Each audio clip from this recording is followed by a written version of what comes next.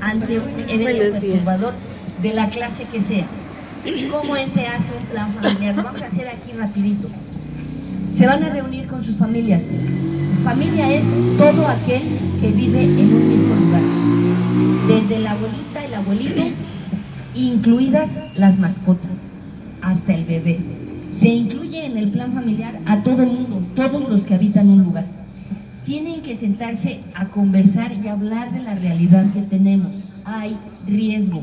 Vivimos en una ciudad muy vulnerable. Vivimos en una ciudad de muy alto riesgo y lo tenemos que tener claro. No quiere decir que vivamos con miedo, sino simplemente vivir con que tenemos una situación de riesgo y tenemos que saber cómo actuar ante ella. Y es lo que vamos a hacer, desde los chiquitos hasta los grandes. Lo primero que hacemos es el dibujito, el mapita de nuestra casa. Generalmente son cuadradas, aunque pueden ser rectangulares o como las quieran. Y en nuestra casa vamos a marcar cuál es la puerta de entrada, cuál es la salita, el comedor, probablemente la cocina, o la cocina la pasamos para acá, recámaras y el bañito, ¿no? Generalmente son así, más o menos, 1 o 2 baños, lo que sea, ¿no? Después de que hacemos el dibujo de nuestra casa bien dibujada, así, cómo están distribuidas, vamos a marcar dónde está el gas, dónde está, y el gas me refiero a, si es tanque estacionario, dónde baja la tubería, dónde se conecta para que lo carguen y dónde están las llaves de cierre. Así como pregunta simple, vecina, ¿dónde tiene usted su llave de cierre de gas de su estufa? Muy claras, ¿eh? Cierre de gas de su estufa. Abajo del lavadero. Atrás de la estufa y abajo del lavadero. Fíjense nomás, ¿a qué arquitecto se le ocurrió? En casi todas las casas a las que les he preguntado, inclusive me tocó unas en Tlatelolco, que les pusieron la llave de cierre abajo de la estufa hasta el fondo. ¿Sabes? Imagínense que tienen una fuga de gas. ¿Ustedes creen que se van a acordar de cerrarla?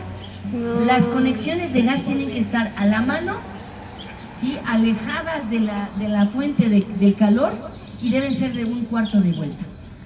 Y hay unas que son de vuelta y vuelta y vuelta y vuelta y vuelta, y nunca acabamos de cerrarlas porque además ya están barridas, ¿no? Si son de cilindro, ¿cuántos no compramos nuestro cilindrito y nos lo llevan sin llave? Para que ahí con el perico el amigo le da, ¿no?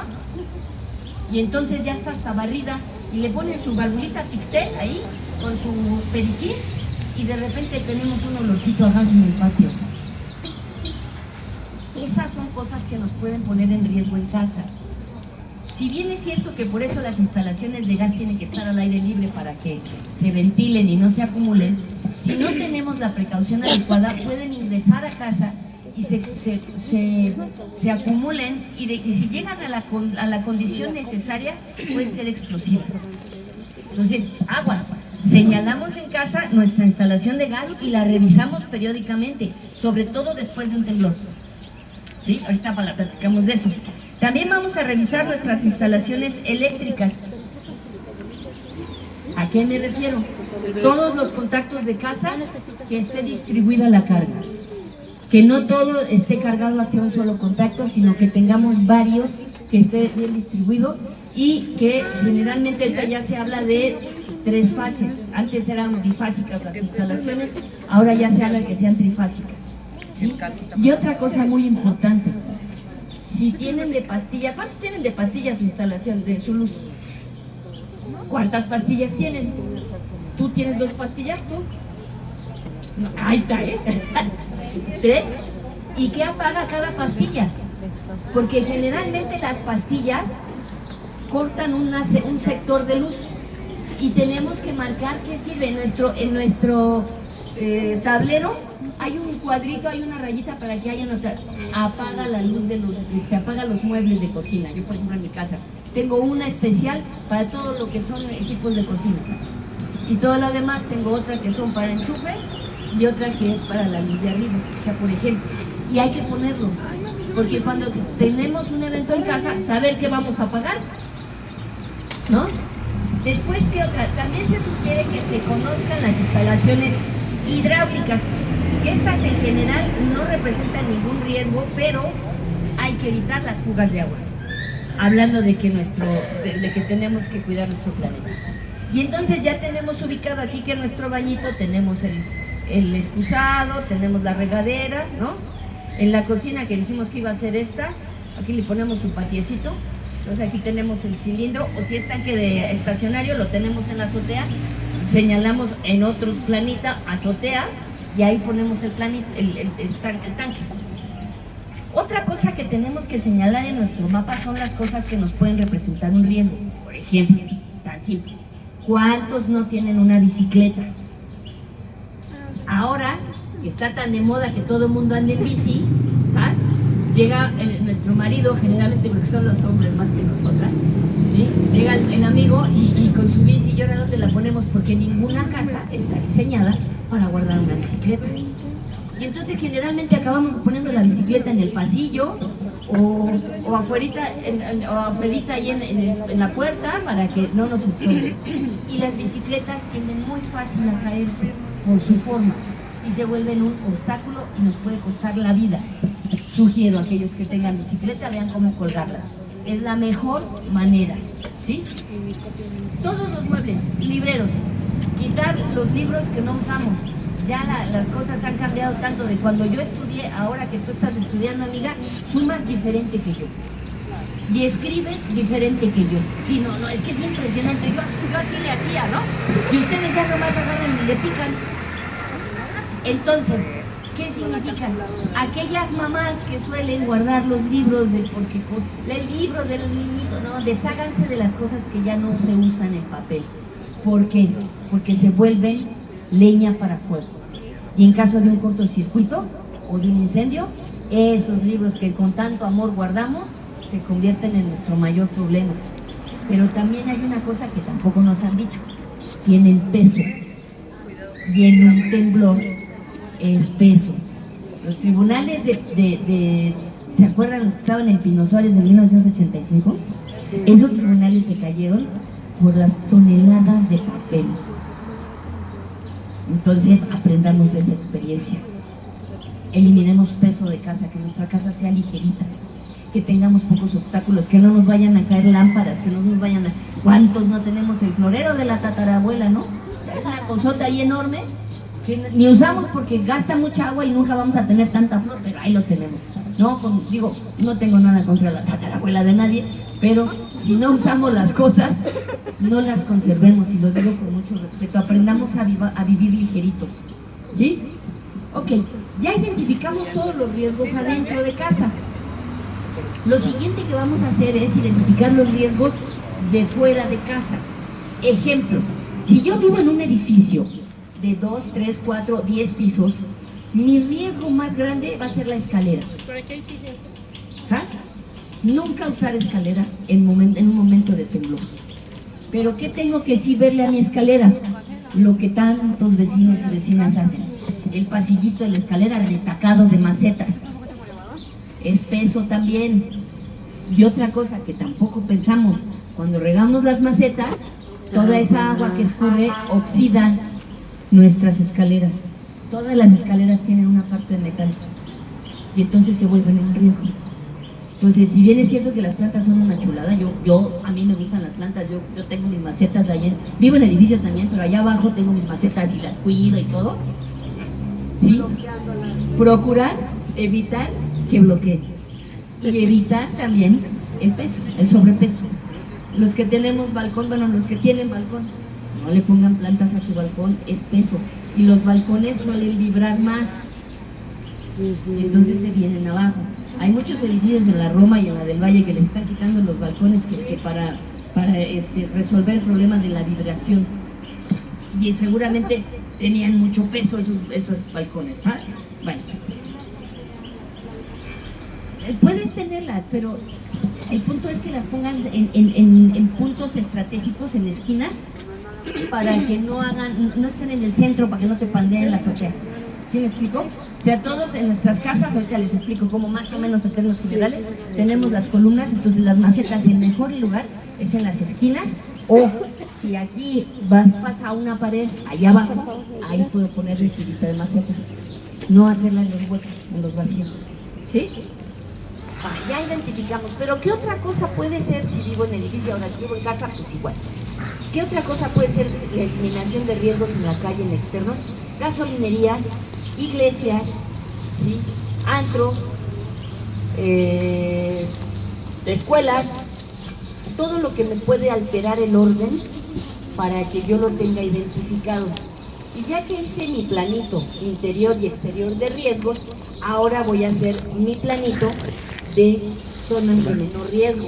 ¿Cómo voy a identificar mis zonas de menor riesgo? En mis zonas de menor riesgo voy a ubicar, y lo vamos a ver, pues aquí esta escuela nos va a servir de que bien. Zona de menor riesgo, pues miren, tenemos mucho que ver aquí. En estos edificios, me imagino que es el tipo de construcciones en general de las casas, ¿no? De aquí. Las zonas de menor riesgo se caracterizan, por ejemplo, esta casa amarilla con gris ahí enfrente, se ven sus columnas. ¿Sí las notan? Bueno, todas las casas deben tener algo igual.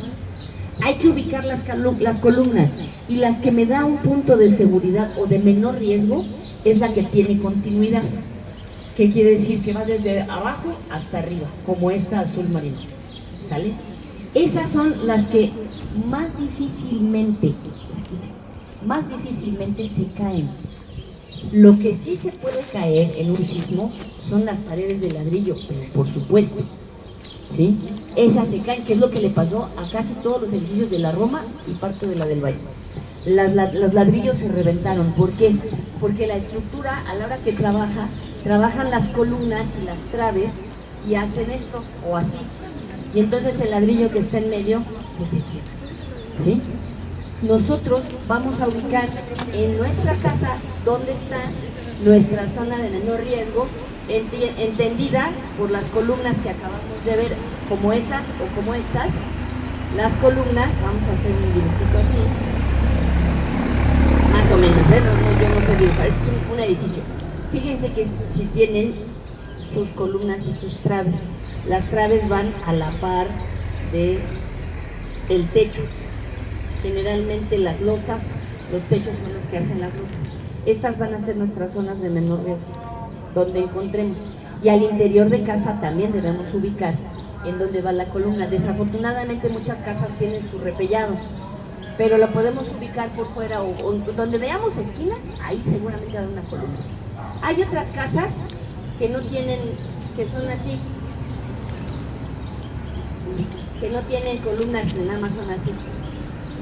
Estas son casas con losa y muros de carga. ¿Esto qué quiere decir? Que toda la pared carga.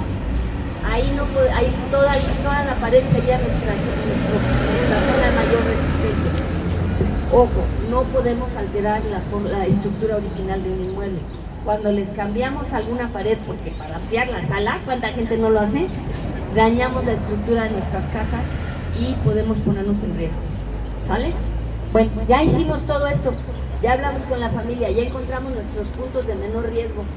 Si es necesario que no podemos evacuar y tenemos que permanecer y hacer repliegue, la familia se va a tener que dirigir a estos puntos de menor riesgo, que es donde se junta una trave con un castillo, ¿sí? Si no podemos evacuar. Una vez que hicimos eso, vamos a ver, ahora sí familia, ¿qué vamos a hacer si nos tiembla? Porque tenemos dos teorías y nos ha pasado. Una, que estemos todos juntos en horario inhábil, y otra, que cada quien esté en sus actividades, trabajando o en la escuela. Y entonces son dos acciones las que tenemos que hacer.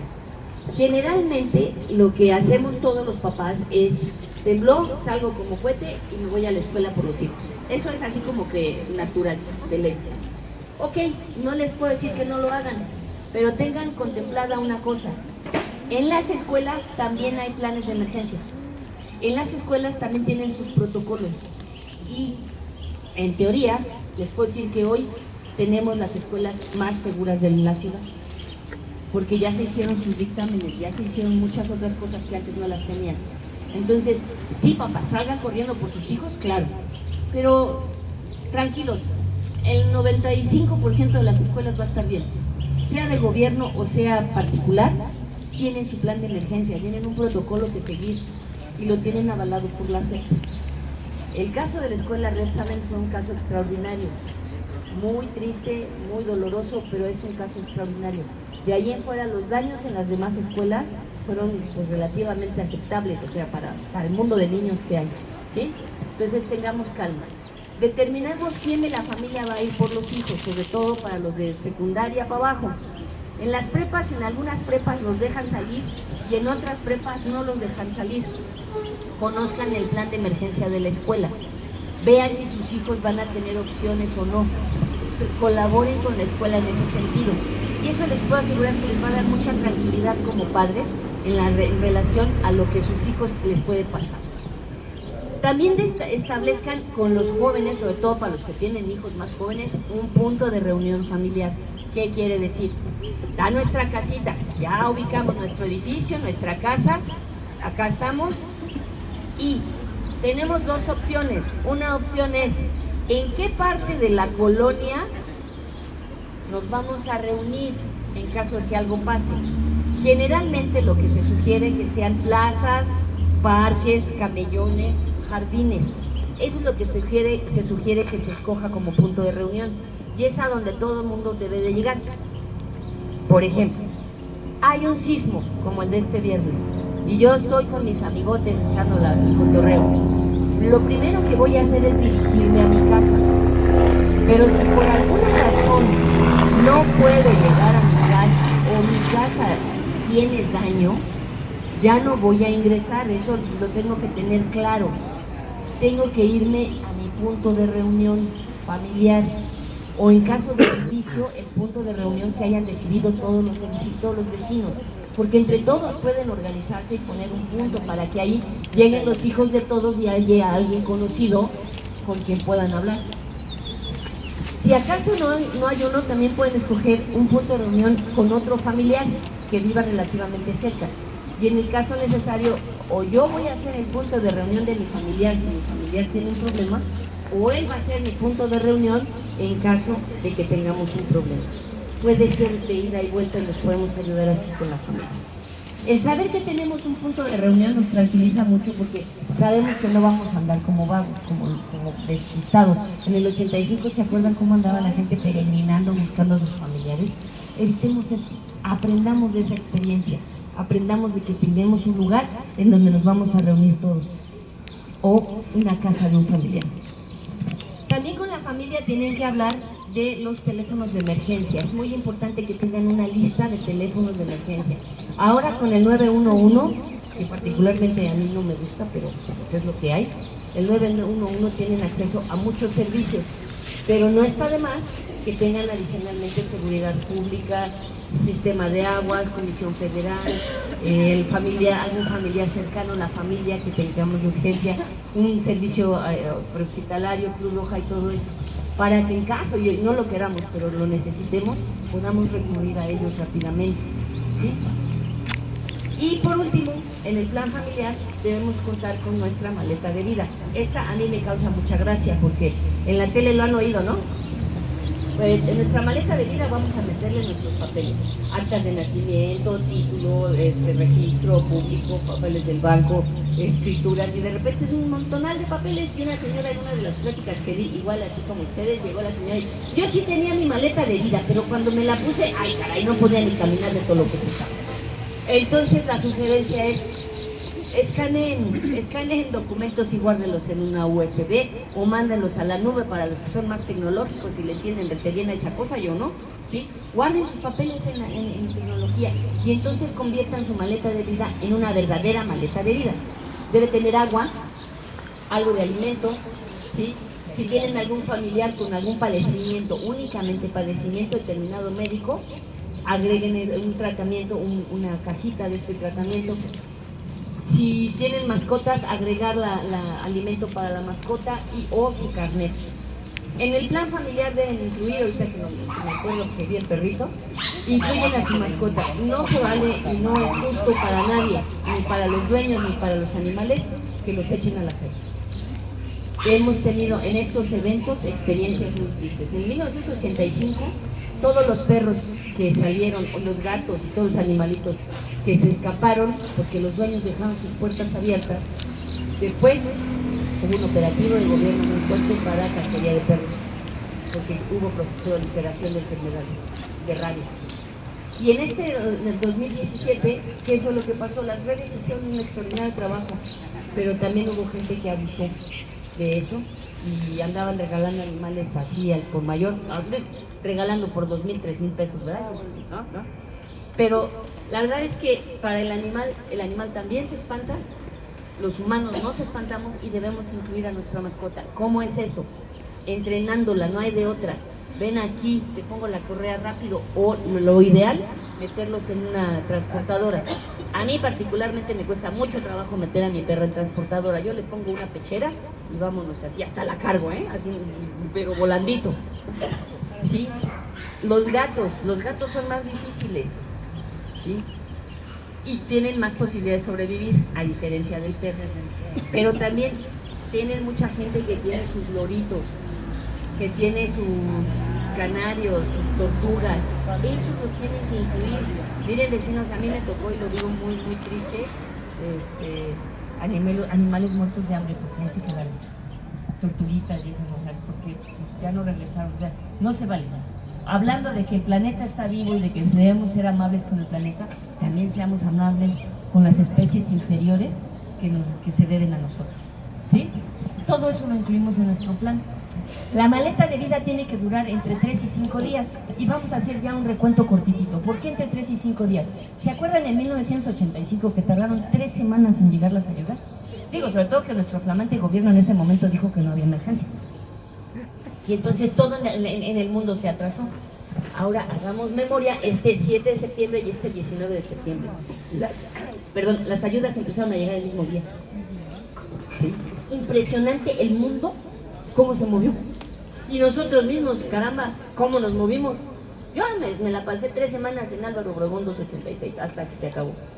¿Sí? ¿Eso qué quiere decir? Las ayudas ya llegan más rápido. Pero hay zonas, Oaxaca, Chiapas y los estados de nuestros hermanos que también han sido muy afectados, en donde se quedan sin caminos. Por eso es que se sugiere que uno considere de 3 a 5 días, que sería lo que tardarían en llegar las ayudas. Digo, la ciudad lo vemos muy complicado, realmente, pero imagínense que se nos cae el circuito, se cae Periférico, se cae Tlalpan, y Portales queda encerrado en un cuadro. Fantaseando, Tardarían más o menos 5 o 7 días en lograr abrir caminos, brechas, para poder entrar. Sin pensar en helicópteros, claro, ¿no? Entonces, esa es la idea de los 3 a 5 días, ¿vale? 3, 7 días de alimento y eso. ¿Hasta aquí alguna duda? Bueno, este plan lo tenemos que platicar con familia y saber todos qué hacer. Y manejar 2 hipótesis. Si estamos todos juntos, ¿qué hacemos? Y si estamos cada quien en sus actividades, ¿qué hacemos? ¿Sí? Ahora, si no tiene ninguna pregunta, pasamos al tema 2. Dígame, vecina.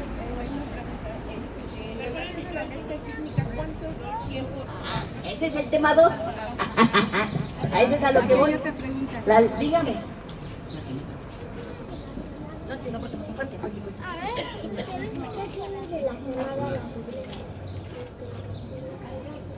Las iglesias, porque tienen mucha gente, te platico. Mira, las iglesias, ¿por qué nos pueden representar un riesgo? Primero, porque están viejitas. O sea, la mayoría de las iglesias de aquí tienen más de 200 años. Y a mí me tocó revisar la iglesia que está en Benjamin Franklin y Revolución, esa iglesia grandotota, se le cayó una estatua. Entonces por eso representan riesgo, no porque la iglesia sea mala en sí, sino porque los edificios ya son viejitos. La iglesia de Tepito, la de Los Ángeles, se le cayó la cúpula. Entonces sí representan un riesgo, ¿sí? Que si después ya sobreviven del evento, se pueden volver un muy buen centro de reunión. Un muy buen centro de reunión. De hecho, esa es una de las actividades que deberían hacer.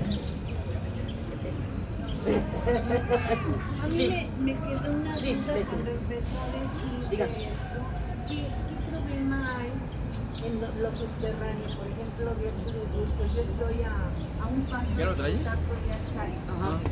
Mire, mi punto es que Ajá, eso es un ejemplo que marqué. Sin embargo, si hablamos de del entubamiento de ríos, hace ratito lo hablábamos con unos vecinos. A mi manera de ver, fue un grave error entubar los vecinos, digo, los ríos, a los vecinos aquí. Entubarlos ahorita para tener agua. Me parece encajonar, ¿no? Más bien. Bueno, el entubamiento de ríos ha evitado que haya agua que trasmine al subsuelo. Y entonces nos está generando un verdadero problema de falta de agua, y sobre todo Benito Juárez, que extrae el agua. O sea, Benito Juárez, la mayoría de Benito Juárez adquiere el agua por pozos de extracción. Construyen pisos muy altos. Así es. Nos están matando, no tenemos agua en 2 semanas. No, pues es que es una realidad. El agua no alcanza, estamos muy hacinados, si vale la expresión. Y toda la ciudad va para allá, y vuelvo al punto, se privilegia el interés económico. No me voy a meter más allá, porque puede ser otro tono polémico. Bien, dime. Cuando una persona, ya no se bajó de un Ajá, sí, la chica.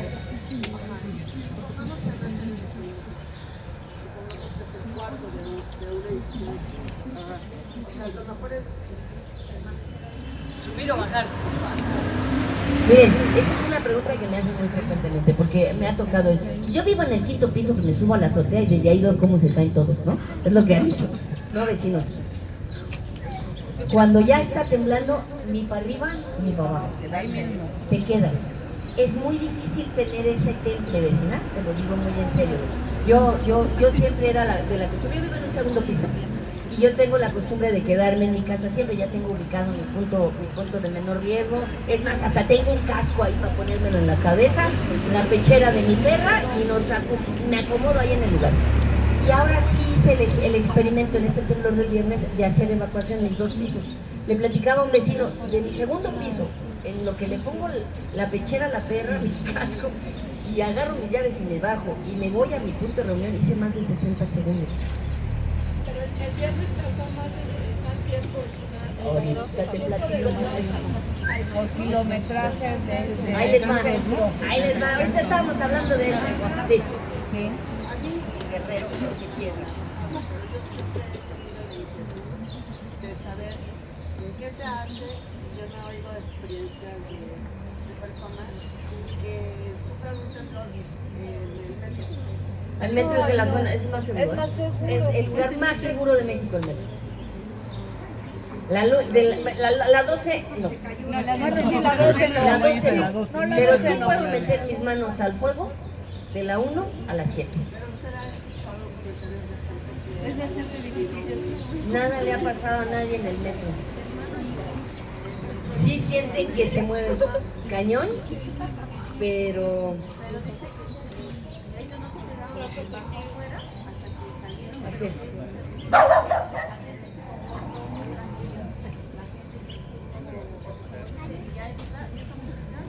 No, pero además el metro, particularmente el metro está diseñado, puede decir que el metro viene de Europa. Y el metro tiene un diseño para resistir bombardeos. En la Segunda Guerra Mundial, la gente se refugiaba en el metro, en los bombardeos. A ver, vecinos. Es más riesgoso tal vez volar que llegues de algún lado a aterrizar. A nosotros nos pasó este temblor del 19, llegar de Cancún y el avión ya estaba llegando. Ajá, entonces el piloto nos dijo, no puedo aterrizar, agárrense de donde puedan porque volvemos a subir. Y es mucho más peligroso esas situaciones que tal vez estés en algún lado en piso. Ajá, a que llegues ahora sí que de aire a piso y con movimiento. Ay, debe estar Es buenísimo. horrible. A ver, vecina. Sí, aquí en relación a la maleta de la vida, también se menciona que debemos de tener una lámpara con pilas. Lámpara con pilas, un radio. Y un radio. Sí. Miren, lo de la maleta herida y esas cosas, para completar tu idea, vecina, es cierto, es de una idea de Estados Unidos. Pero hay un pequeño material de primeros auxilios, pero no alcohol y eso no. Vendas, cosas Botiquín diferentes de primeros trauma, auxilios. así se conoce. Sí, en mi Twitter, de hecho, yo traigo uno, nada más que no. Bueno, a ver si se lo paso a Diana para que se los recicle. Hay un instructivo de lo que debe tener tu botiquín Para en la nosotros, maleta. sí. Pero es así, simple. El botiquín nada más es para golpes. Sí, para golpes. Mochila de vida. Mochila de vida, nada más. Sí. Nada de alcohol y cosas así. Pero la realidad es que hacen la lista tan larga que luego bajar la maleta. No, la maleta tiene que ser algo que agarra el vuelo, ¿eh? Ligero, mándele. En teoría es una por persona, pero también me tocó y lo comenté con unos vecinos en otra plática. En lo que se pusieron todos su maleta, se les acabó el temblor. O sea, también tiene que ser algo rápido. Sí, es que tenemos que ser prácticos. Pues la El maleta peso se detiene, entonces tiene que ser algo muy, muy práctico, ¿sí? Y no hacer inútiles a los hijos, ¿eh? Ah, no, Que cada quien niño carga lo suyo. agarre su mochila. No Sí. que mamá sale con las 6 mochilas de los chamacos. Pues como acostumbran cuando salen de la escuela, ¿no? Sí, mamá. Y otra cosa muy interesante, un segundo. Las escuelas, yo admiro las escuelas, hicieron algunos protocolos extraordinarios, ¿eh? Cuerditas, postes y los papás, a ver qué papá eres y te entrego a tu hijo, así en forma personal y directa, me parece extraordinario. O sea, nuestras escuelas están muy bien con todo y lo que hay que avanzar. Vas tú y luego tu vecina. Sí. Yo creo que aquí hay algo muy importante que trabajar, que es la parte de la educación emocional dentro del sismo, porque lo primero que caemos es en la parte del pánico, ¿no? Sí. Y sí es una situación estresante, pero sí hay que guardar el aplomo, ¿no? Esa parte de tener una estrategia emocional también de contención, porque hay gente que se tira en la mitad de la calle a rezar y entonces si no te mata el temblor, pues ya te mató el carro que te apachurró, ¿no? Sí. Yo Sí, creo que es tienes una toda la situación razón. Y eso sabes cómo se aprende con los simulacros. Mira, lo hemos visto, 32 años hemos hecho simulacros. Algunos creo que mal diseñados, pero es un muy buen esfuerzo que hizo el gobierno de la ciudad para educarnos. Lo malo es que este 19 de septiembre nos cambió toda la teoría y ahorita les platico por qué fue lo de la alerta, pero nos cambió toda la teoría y tenemos que aprender de esta nueva experiencia. Pero lo que sí vimos este temblor del viernes es que la gente ya está más tranquila y entonces ya hubo más posibilidad de organizarse, además de que nos dio más tiempo y ahorita les platico eso. Sí, vecina y luego tu vecina. Bueno, yo tengo 42, bueno, voy a cumplir 42 años, me tocó en el de 85, yo era una niña. Y pues la verdad, a veces dice uno, ¿qué hacer? Yo, de lo particular, yo tengo a mi hija de 18 años, yo con ella me pongo en la puerta de mi casa y yo no me bajo. Ayer, el viernes, sí me dio oportunidad de bajar y bajar mi perro, pero tengo más perros, no me puedo hacer cargo de todo. Yo tengo una amiga igual que tiene 3 perros, un gato y un chorro de A animales. ella, siempre desde el temblor del 19 le tocó en la escuela, ella le da mucho miedo y se pone nerviosa y la digo, vivimos en una zona sísmica y tenemos que saber cómo sobrevivir y llevar la vida con eso. Es correcto, sí. Tengo una amiga en una condición igual que también es fan de los animales, parece zoológico su casa. Y ya de plano ella primero la vecina, alguien iba a hablar aquí, luego ¿sabes qué es lo que hace mi amiga? Está entrenando a sus perros para meterse solos y a sus gatos, inclusive tiene gatos, para que se vengan hacia donde ella está y se quedan. Y ellos no evacúan, ella ya sabe que no va a evacuar. Se va a quedar con sus animales, pero juntos. O sea, tienes que hacer cosas que a ti te agraden, que te satisfagan, eso es muy importante. No hay receta. Ibas tú.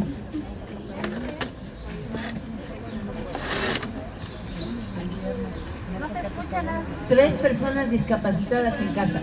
Mira, Rafa, insisto, no necesariamente hay que evacuar a todo el mundo. Yo sugeriría, dependiendo del tipo de discapacidad, lo desconozco, pero que tus mismos pacientes se puedan tirar, por ejemplo, no sé si lo tengas en cama, pero generalmente ¿cómo se llaman?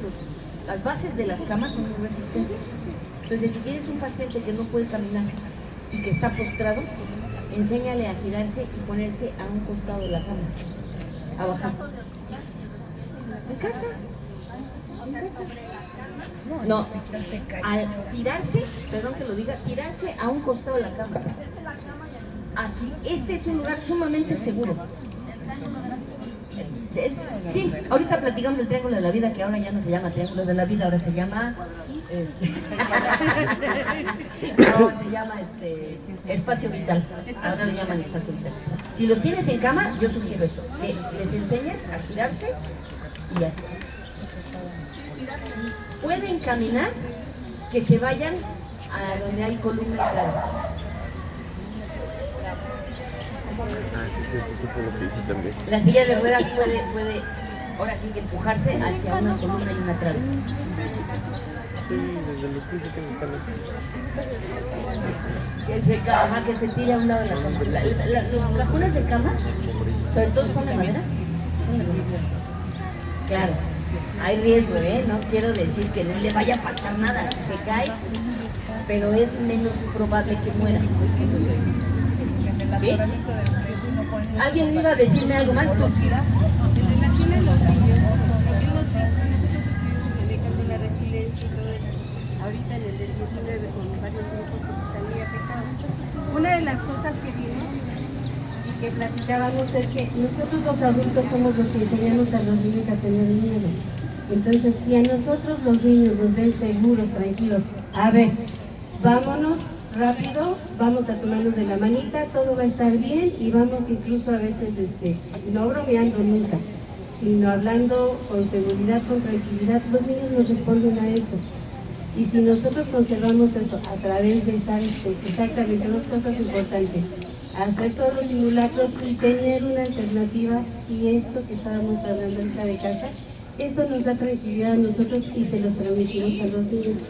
Y en caso de los adultos que están postrados, hay muchos que no se pueden mover, mucho. Entonces, hay dos opciones. Una, que la cama ya esté exactamente en la esquina donde es seguro ya, o la otra, que de alguna manera siempre pongamos una sábana abajo y nosotros tengamos la opción de jalarlo para bajarlo. Sí, esa es otra, que mover la cama hacia un muro de resistencia. Y esa, sí, es que, bueno, el manejo de enfermería es otro rollo. Pero sí, con la sábana y lo puedes jalar. Está muy bueno, sí, tienes toda la razón. Mande. Yo quiero comentar algo que viví en Aurrera hace 8 días, que a mí sí me dio mucho terror porque las personas no saben cómo actuar. Yo fui a la bodega que está en el municipio Libre La Nueva, y entonces un camión que entraba a dejar mercancía se echa en reversa, va a entrar a la tienda y le pega a un costado a la misma tienda de Aurrera. Eso, yo oí un ruido y vi que cayó algo y luego vi que algo volaba. Pues resulta que era su instalación de gas, lo que volaba era el regulador. Era impresionante el sonido del gas que salía. Ninguno de los empleados, primero ni el que había pegado ni el que vio, avisó a nadie. Yo estaba pagando, estaba por salir y le dije, oye, ¿eso es gas? Y uno me, sí. Y se quedó como si me hubiera dicho, oye, ¿está por cierto? ¿No? Al ladito está una guardería. ¿No? Entonces, fue el domingo, pero si hubiera volado una manzana, pienso yo, porque fueron 10 minutos, yo empecé a llamar al 911, salí con mis cosas, no, me contestaron rápido, me atendieron rápido, tardaron, yo tomé el tiempo, 12 minutos en que llegó bomberos y la policía. Yo me puse en una esquina, a una parte, les decía a las personas que no pasaran, una señora y yo, porque había una fuga de gas. Los empleados les dije, tú sigues cobrando y te vas a morir ahí adentro si explota la tienda. Salte, o sea, lo que fue su llave de paso. No sabían dónde estaba su llave de paso. No tenían un protocolo de seguridad. Sí, eso fue, el gas era impresionante, el sonido. Y el de las camionetas la sacó, la paró sobre la banqueta y se puso a hablar a la compañía. ¿Sí? Entonces yo me pregunto y digo, si estamos en un riesgo, hoy que fui, se ve como, ya quitaron esa parte del gas ahí, está la parte del tubo, donde recuerdan una herrería, que se lo encontraron, pero me dice la empleada, que ni siquiera estaba soldado. O sea, lo pusieron, pero no soldaron, no lo terminaron. Entonces, oye, estamos en un riesgo constante, yo ya hablé a Protección Civil, en algunos lugares los clientes, eso dije, ¿cómo nos van a